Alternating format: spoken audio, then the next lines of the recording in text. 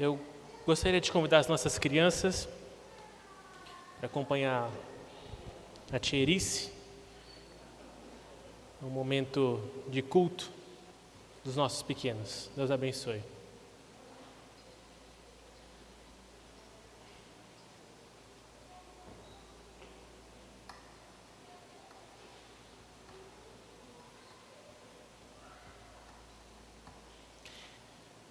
Vamos abrir as nossas Bíblias em Hebreus capítulo 2.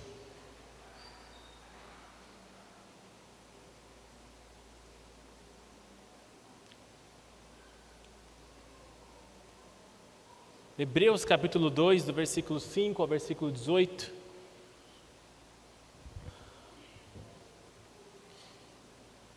Para que os irmãos entendam, o autor de Hebreus aqui, ele continua a sua temática dos versículos anteriores, dos capítulos anteriores.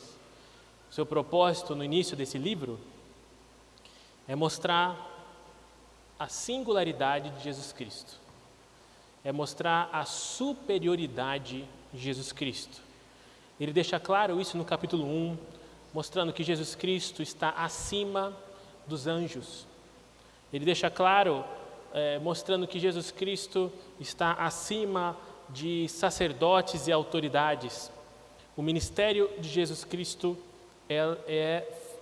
o ministério é fundamental, é algo inigualável, aquilo que Jesus Cristo fez por nós. Tanto é que no domingo passado nós falamos sobre o porto, falamos sobre o local onde nós queremos chegar. O ministério de Jesus Cristo, a obra de Jesus Cristo é inigualável, é tão singular que transforma a nossa realidade a ponto de nos fazer entender que não existe caminho melhor e não existe local de chegada mais valioso, mais importante do que o ministério de Jesus Cristo que morreu por nós. Aqueles que ignoram isso estão perdidos. É isso que o capítulo 2 inicia dizendo.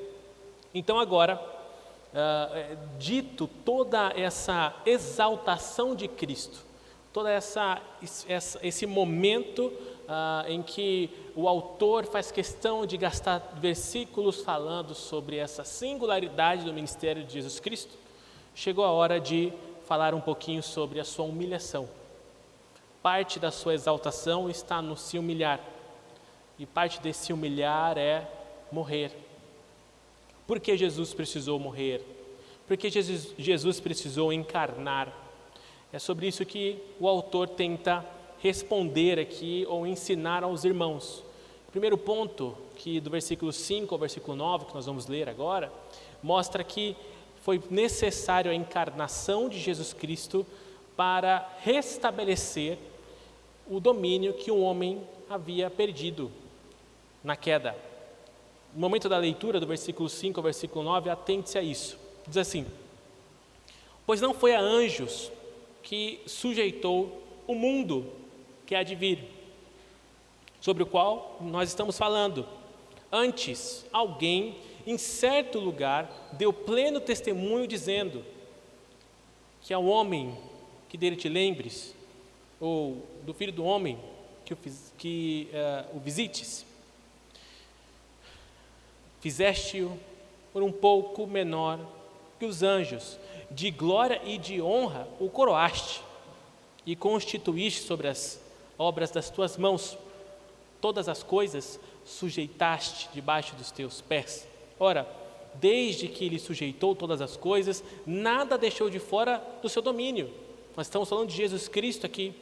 Agora, porém, ainda que não vemos todas as coisas a ele sujeitas, mesmo a gente não entendendo a humilhação de Jesus Cristo, e mesmo que essa humilhação, todas as coisas estão sujeitas a Ele, o humilhado, vemos todavia aquele que, por um pouco, tendo sido feito menor que os anjos, Jesus, por causa do sofrimento da morte, por causa da sua humilhação, aquele que era menor, considerado menor, foi coroado de glória e de honra, para que pela graça de Deus provasse a morte por todo um homem.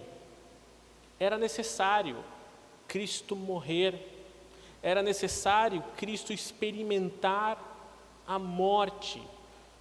Era necessário que Deus fizesse a Jesus a imagem e semelhança e coroasse, assim como Ele nos coroou na sua criação antes da queda. Antes do pecado, nós éramos a coroa da criação.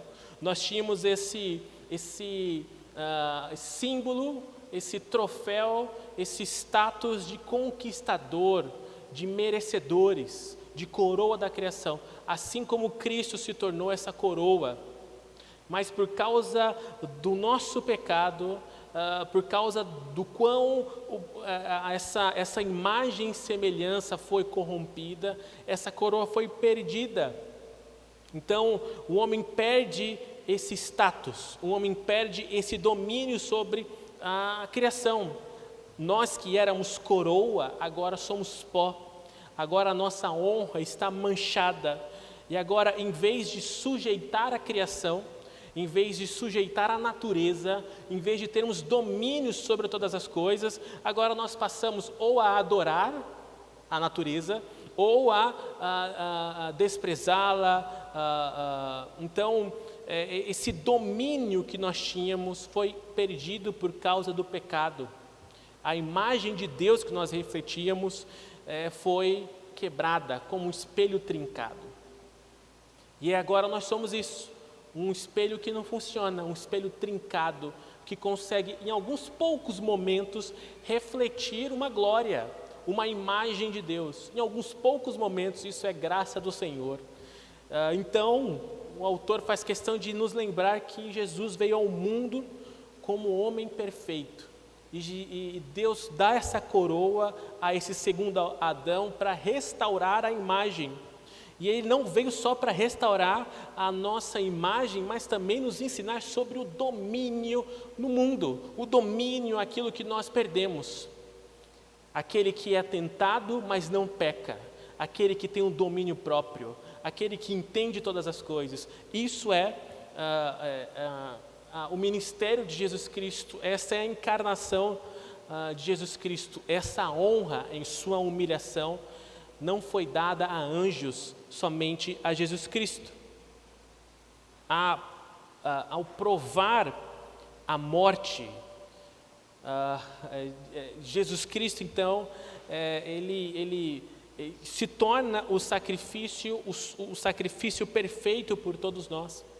E esse sacrifício, então, como o texto diz no versículo 9, é o sacrifício por todo o homem. E é interessante a gente entender esse conceito, mais uma vez, da universalidade da cruz de Cristo. Um dos propósitos do Novo Testamento é expandir a obra de Jesus Cristo, não somente agora a um povo somente, aos judeus, mas a todo homem, a homem de toda cor, de todo tipo, de todas as idades, de todas as classes sociais. Esse é o sentido da morte de Cristo por todo homem, tá? Por todos os tipos, né? Essa salvação universal. Cristo então se faz homem e morre como sacrifício perfeito para todo o homem, de todos os tipos, né? Eu vou ler aqui o que um comentarista diz, né? Jesus Cristo não morreu por todo o homem no sentido de ser em favor de cada indivíduo sobre a face da terra, como algumas pessoas defendem, né? Se Jesus morreu por todo homem, então morreu por todos. Então não há inferno, não há condenação, porque Ele morreu por todos. Não é isso. Isso resultaria numa salvação para todos, né? E o comentarista continua dizendo: temos que lembrar que o autor está escrevendo aos crentes judeus, enfatizando que Cristo morreu pelos gentios também, tanto a gentios quanto a judeus. Então, quando o Novo Testamento mostra esse sentido de todo homem, né, para todo aquele que crê não pereça, né, é o sentido para os leitores da época, que eram os judeus propriamente, agora ampliando o conceito de não somente para judeus, mas também a gentios. E agora, através do sacrifício de Jesus Cristo para todos os homens, agora nós somos chamados de uma forma diferente. O versículo 10 refere a muitos filhos. Agora nós somos filhos de Deus. Versículo 11 nos chama também um grupo desse todo homem de santificados que são um com o santificador. Então, são vários nomes que nós somos chamados, né? E versículo 12 mostra ainda um outro todo, né? Todo homem é daquele grupo que são chamados de irmãos de Cristo. Versículo 13 é chamado também, esse grupo de todo homens, de filhos na fé de Jesus. Então, meus irmãos, aqui, esse todo homem, são esses grupos aqui. São os filhos de Deus, os santificados, os irmãos de Cristo e os filhos na fé. Aqui essa distinção, esses grupos, é uma divisão espiritual. É isso que o autor está mostrando. Existem aqueles que são os filhos de Jesus Cristo, existem aqueles que são os santificados, existem aqueles que são chamados de irmão de Cristo. Aí existem teorias, existem comentaristas que tentam mostrar o que significa ser um irmão de Cristo, o que significa ser um santificado. Eu não quero me deter a isso. Eu só quero mostrar que esses todos, né, esses grupos, são grupos que Deus dividiu de acordo com a sua vontade em grupos espirituais. É isso que o autor está dizendo aqui. Essa é a divisão. Todos, né? Todos são esses grupos, né? Então, nós devemos entender que Jesus Cristo encarnou inicialmente para restabelecer o domínio que o homem perdeu com a queda, e também, como nós já estamos vendo, Jesus encarnou para conduzir os seus filhos, todos os seus filhos, esses grupos, né, que ele faz questão de mostrar aqui, à glória. Esse é o propósito, né? Jesus Cristo encarnou para nos conduzir à glória. Então, do versículo 10 ao versículo 12, ao versículo 13, na verdade, ele vai mostrar todos os homens, esses grupos, né? Como nós já estamos comentando. Diz assim: porque convinha que aquele por cuja causa e por quem todas as coisas existem, conduzindo muitos filhos à glória, olha esse grupo aí, o grupo dos muitos filhos, aperfeiçoasse por meio de sofrimentos o autor da salvação. Então, através do sofrimento, que o nosso autor da salvação, olha como Jesus Cristo é chamado aqui, autor da salvação. E o texto continua dizendo, pois tanto o que santifica como os que são santificados, mais um grupo aí que o autor mostra, né? Todos vêm de um só. Por isso é que ele não se envergonha de lhes chamar irmãos. Mais um grupo aí. Todos os homens são também os irmãos, dizendo aos meus irmãos, declararei o teu nome, cantar-te-ei louvores no meio da congregação, e outra vez eu porei nele a minha confiança. E ainda, eis aqui estou, e os filhos que Deus me deu. Também se referindo aqui a uma divisão espiritual, né, que nós vamos entender isso plenamente só mesmo com o nosso Senhor, né? Então, nós devemos ter em mente isso, meus irmãos, que Cristo, ele não veio apenas, não ressuscitou, né, não se encarnou, não apenas para participar da nossa humanidade, isso também, era necessário isso, mas também para transformar o nosso conceito de carnalidade, transformar o nosso conceito de humanidade, transformar o nosso conceito de homem, de criação de Deus. Este é um propósito importantíssimo, porque se Jesus Cristo não se encarnasse, não sofresse o que nós sofremos, as tentações e provações que nós sofremos, nós poderíamos dizer, o Senhor diz isso, mas o Senhor não vive o que eu vivo, né? O Senhor está à destra do Pai. Jesus Cristo, ele não veio apenas para participar da nossa humanidade, não para apenas beber a nossa água, queimar com o sol, como nós nos queimamos, não apenas disso, né, para mostrar que ele foi um de nós, mas ele veio também para transformar o nosso conceito de humanidade. É isso que ele faz questão de nos ensinar. Por isso que ele é o nosso exemplo. Essa é a nossa humanidade. E atente-se a um conceito, né, de que ele, de acordo com João 3,16, ele entra ao mundo como unigênito. Sabe, lembra dessa expressão, né? Como unigênito, que é o único gerado. Esse é o sentido de unigênito, né? Ele veio ao mundo como o único gerado de Deus, né? E agora o texto nos ensina, no capítulo 1 em especial, de que agora ele retorna aos céus, não mais como unigênito, mas como o primogênito. Agora ele é o que nasceu primeiro. Então ele veio como a coroa da criação, como o único gerado por Deus, a único agora como imagem e semelhança. Mas depois da sua obra maravilhosa, da sua humilhação, e agora ele retorna não mais como o único gerado, mas agora como o primeiro de um novo nascimento. Olha que belo! Isso é a encarnação de Jesus Cristo. Ele é o primeiro, ele é o primogênito, ele é o primeiro que subiu. E agora nós também fazemos parte dessa nova natureza através de Cristo Jesus. Essa é a necessidade da salvação. Essa é a necessidade da encarnação, melhor dizendo, né? Lembrando o conceito, o exemplo do domingo passado, que quando nós somos um barco, né, e temos que ancorar em algum porto, né? E eu disse para os irmãos que se nós não sabemos qual porto nós queremos ancorar, qualquer vento de doutrina, qualquer vento serve, e ao mesmo tempo nenhum vento vai servir.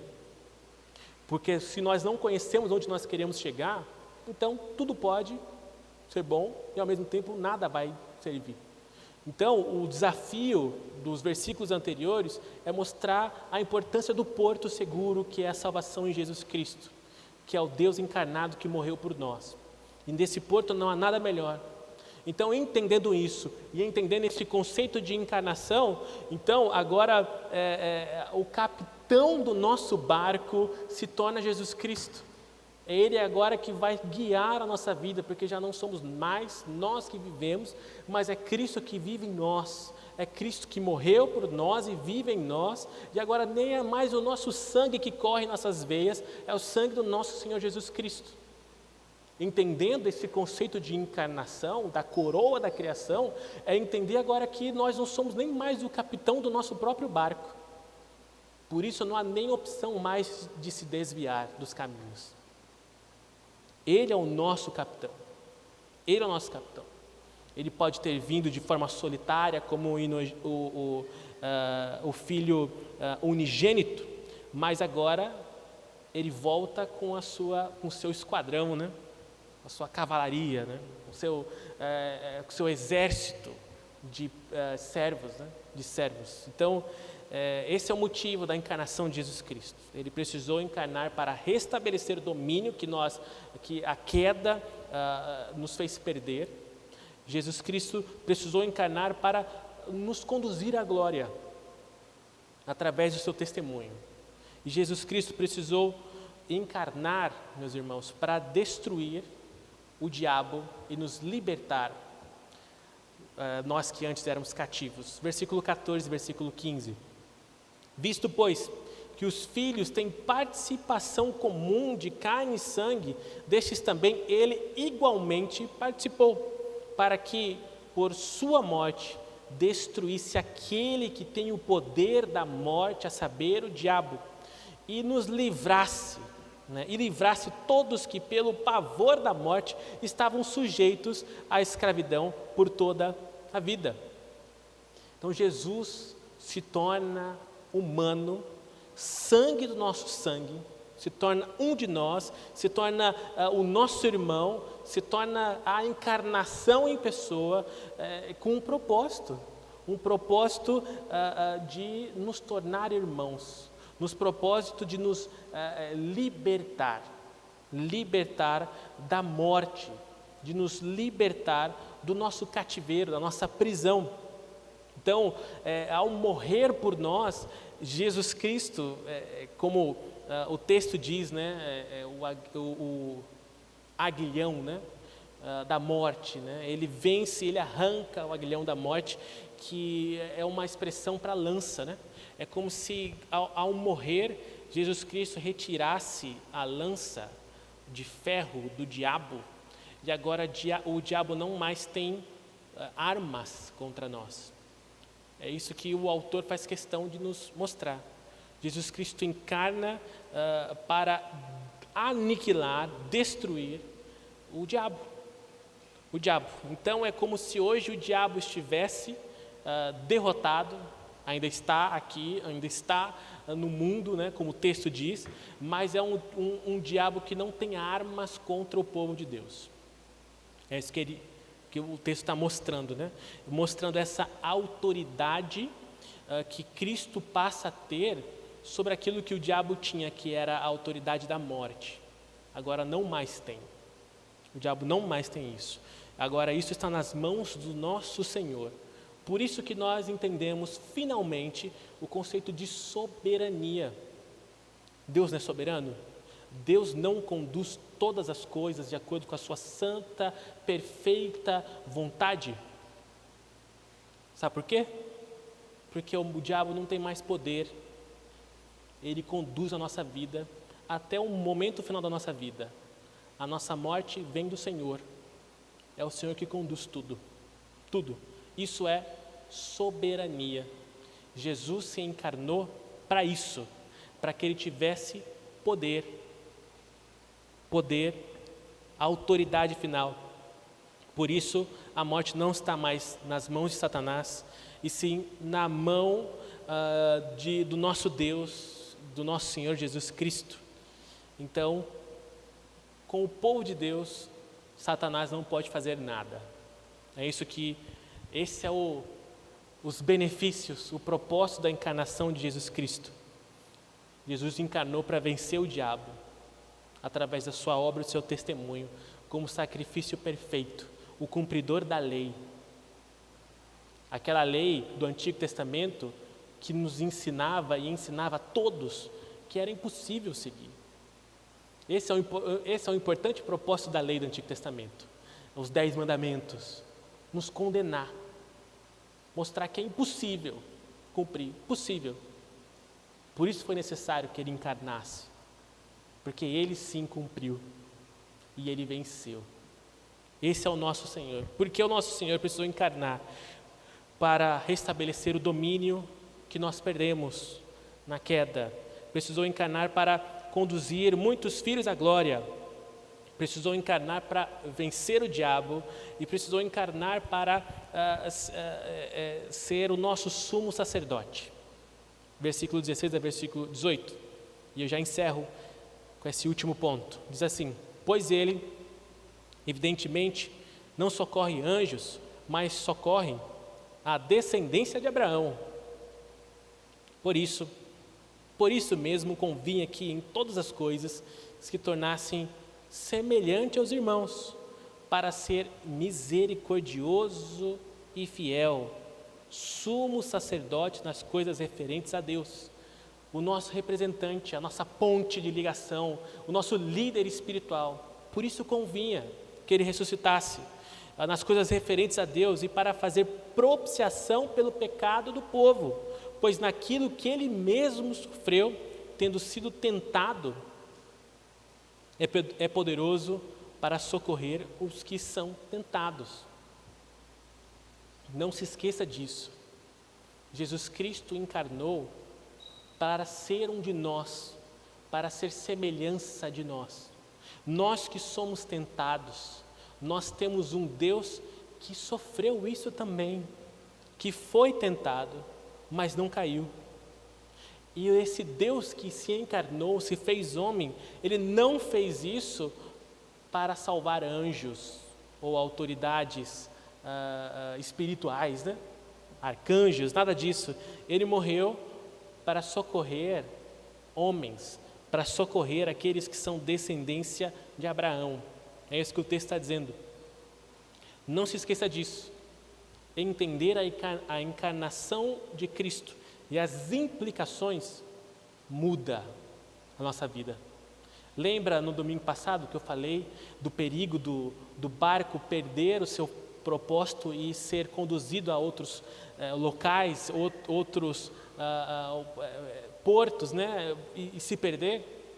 Aquele que entende a preciosidade da universalidade da cruz de Cristo, da obra do nosso Senhor Jesus Cristo, esse que entende profundamente isso, não sofre mais esse risco de se perder em outros ventos, porque entende que agora é Cristo que vive em nós. A mudança é completa, como nós cantamos e como foi dito aqui, né, no louvor. Agora o Senhor é o nosso capitão. Nós enxergamos a vida de uma outra forma. Nós buscamos o prazer da vida de uma outra forma. Nós trabalhamos com outro propósito agora. Nós nos relacionamos com outro propósito. Você administra o seu tempo agora com um outro propósito. Não é você administra o tempo para ter tempo livre para assistir alguma coisa ou dormir até mais tarde. Não. Você administra o seu tempo porque domingo você quer estar preparado para louvar o Senhor, porque domingo é o dia do Senhor. Então, se eu tiver que cozinhar um pouquinho mais cedo para no domingo não fazer isso, para conseguir, se eu tiver que dormir mais cedo ou tiver que estudar para a prova da outra semana, para domingo me dedicar às coisas do Senhor, eu vou fazer isso. Se eu tiver que administrar o meu tempo de uma forma diferente, eu vou fazer isso. Se eu tiver que me relacionar com o meu casamento, com o meu cônjuge de uma forma diferente, eu vou fazer isso. Se eu tiver que ter uma prática sexual diferente, eu vou fazer isso. É isso que aqueles que entendem a obra do Senhor e aplicam isso para a sua vida fazem. Passam a enxergar a vida de uma forma diferente. Isso é maturidade espiritual. Não se esqueçam disso. Jesus Cristo ressuscitou, Jesus Cristo se encarnou, pelo começo, né? Jesus Cristo encarnou, Jesus Cristo morreu, Jesus Cristo ressuscitou para socorrer homens, os descendentes de Abraão. Jesus Cristo fez isso por nós. Por nós. Essa batalha que nós vivemos espiritualmente, essas tentações, Jesus Cristo morreu para isso. Para isso. Então, se você vive essas dificuldades, tudo que Deus fez desde a sua criação é com esse propósito, para te ensinar a respeito disso. E também nós devemos entender que o motivo é esse, e Ele fez isso para fazer propiciação pelos pecados do povo. Ele fez isso pelos nossos pecados, por nós, por nossa finitude, por nossa limitação. Porque nós não conseguiríamos cumprir, resistir todas as tentações, ter maturidade para agir em todas as áreas da nossa vida com sabedoria. Nós não conseguiríamos. Foi por isso que Cristo morreu. Por isso, meu irmão, alegre-se, porque se há algum pecado que te incomoda, se há alguma área da sua vida em que você não está conseguindo vencer, Jesus Cristo morreu para isso, porque senão não haveria motivo. Então alegre-se nisso, porque o Senhor morreu com esse propósito, e através agora, não somente das nossas próprias forças, né, porque nós não conseguimos, mas agora através do Espírito Santo em Cristo Jesus, o nosso sumo sacerdote, agora nós vamos ter forças para lutar contra isso. Agora nós vamos ter forças para melhorar. Não se esqueça disso. Também, Jesus Cristo morreu para socorrer nós que somos tentados, nós que sofremos essa tentação, porque Ele também viveu isso e Ele se identifica conosco. Ele sabe as dificuldades. Ao assumir essa natureza humana, Ele compreende as nossas fraquezas. Então, quando você diz, se você tem coragem para dizer, Jesus, eu não consigo, né? Eu sou tão fraco nisso, eu não consigo mudar. Jesus Cristo, Ele escuta esse clamor e Ele diz, eu entendo porque eu experimentei, né? Eu não apliquei isso, né? Não pequei, mas eu sei da dificuldade. Por isso Ele pode nos socorrer quando nós somos tentados. Um autor diz assim, nenhum clamor deixará de ser ouvido e nenhuma tentação deixará de ser aliviada para aqueles que entendem a obra do Senhor. Então, meus irmãos, a encarnação do nosso Senhor tem esse propósito de nos restaurar o domínio que nós perdemos com a queda, nós que éramos coroa da criação. Jesus Cristo precisou encarnar para conduzir os seus filhos, seus irmãos, os seus santificados à glória eterna. Jesus Cristo precisou encarnar para destruir as armas do diabo e nos libertar da escravidão, né, das algemas que o diabo nos prendia. Para isso que Jesus Cristo morreu. É por isso que o diabo não habita na casa do povo de Deus. Não habita. Por isso não tenha medo. Na casa do povo de Deus, o diabo não entra. Jesus Cristo precisou encarnar para ser o nosso sumo sacerdote, o nosso Senhor, aquele que morreu por nós e nós temos agora livre acesso ao Pai. Essa é a implicação que o autor faz questão de ensinar aos seus leitores. E eu espero que depois disso, depois dessas exortações, nós possamos entender um propósito de vida diferente. Agora quem guia o nosso barco é o nosso capitão, o nosso Senhor, Jesus Cristo, e que há de ter misericórdia e nos conduzir para que possamos vencer os ventos das tentações e provações que nós vivemos. Que o Senhor tenha misericórdia. Vamos orar. Bondoso Deus, amado Pai, nós depositamos a nossa vida de forma especial diante do Senhor. Socorro, Senhor. Socorro. Livra das nossas tentações, das nossas imaturidades, Senhor, dos momentos em que nós transformamos até mesmo bênçãos em motivos de pecado. Às vezes, Senhor, nós transformamos coisas boas, coisas certas, em coisas erradas, Senhor, fruto da nossa imaturidade. Venha nos socorrer, Senhor.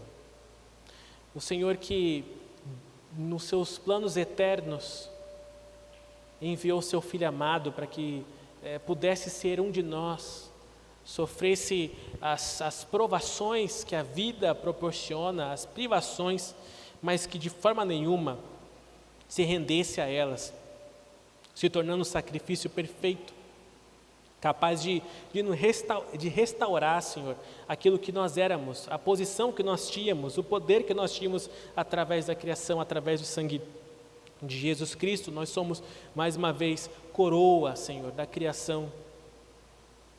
Que o Senhor tenha misericórdia da nossa igreja, que cada vez mais nós possamos compreender e aplicar a encarnação de Jesus Cristo na nossa vida, porque quando nós entendermos isso, nós vamos viver uma vida em que quem guia o nosso barco, a nossa existência, não somos mais nós, mas é o nosso sumo sacerdote, que nos enviou o Espírito Santo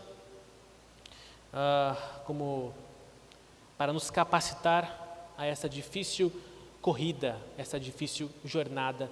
Que o Senhor abençoe os meus irmãos, que o Senhor abençoe a nossa igreja, para que nós possamos aplicar esses ensinos todos os dias, todos os momentos. Em nome e por amor de Jesus Cristo, a nossa única suficiente esperança. Amém. Amém. Irmãos, que a nossa igreja possa entender esse ensino, aplicar esse ensino todos os dias. Vamos nos colocar em pé e receber a bênção nesse momento.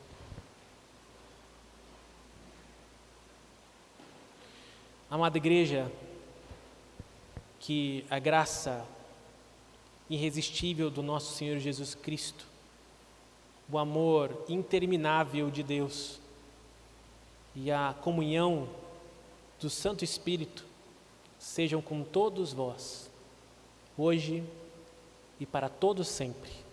Amém. Deus abençoe, meus irmãos. A gente não conseguiu, fazer a transmissão.